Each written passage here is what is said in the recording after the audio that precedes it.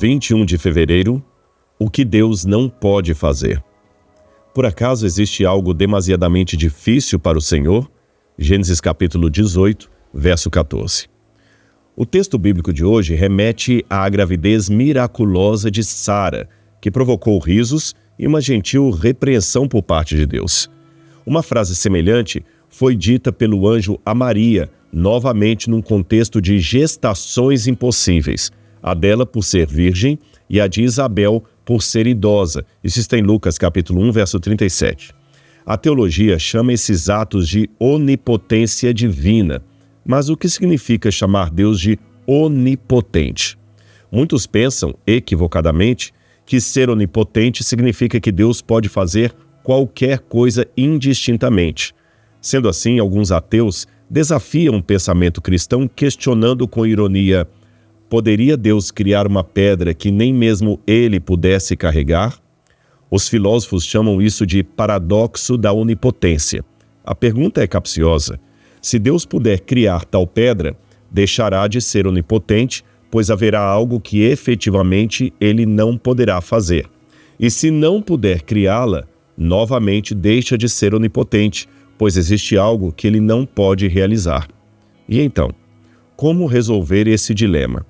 De fato, as Escrituras dizem em várias passagens que Deus é todo-poderoso, mas note que a mesma Bíblia que faz essa afirmação nos dá uma lista de coisas que Deus simplesmente não pode fazer.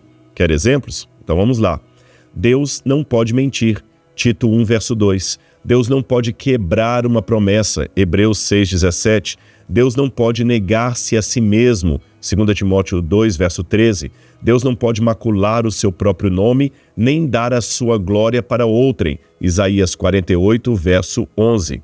O Senhor também não pode duelar com o seu caráter. Malaquias 3, verso 6, nem ser tentado pelo mal. Tiago 1, verso 13.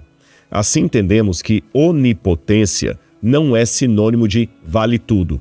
Se fosse, então estaríamos dizendo que Deus seria capaz de existir e não existir ao mesmo tempo, significando que tanto o ateísmo quanto a fé estariam certos. Um Deus que criasse a terceira margem de um rio ou estabelecesse a quadratura de um círculo não seria um Deus onipotente, seria um Deus ilógico. Deus é capaz de fazer qualquer coisa que esteja de acordo com a sua natureza e seu caráter. Mas ele é, antes de tudo, essencialmente coerente consigo mesmo.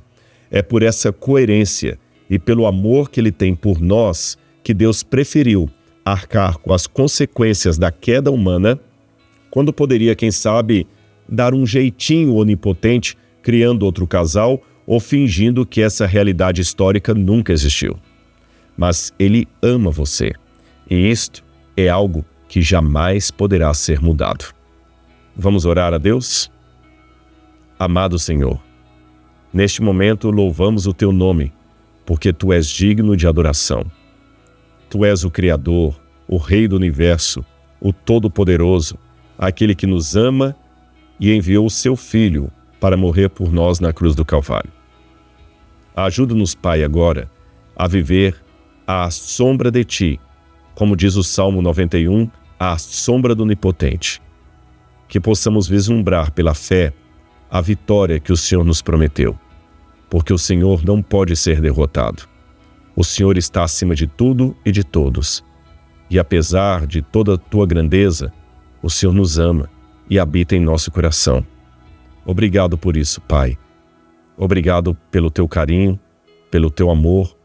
Obrigado por Tua condescendência em se tornar um de nós na pessoa de Cristo Jesus, o Teu Filho, a segunda pessoa da Trindade, aquele que demonstrou o amor do Pai, derramando o seu sangue na cruz do Calvário. Fica conosco, por amor do Teu nome. Amém, Senhor. Que o Deus Todo-Poderoso esteja com você hoje.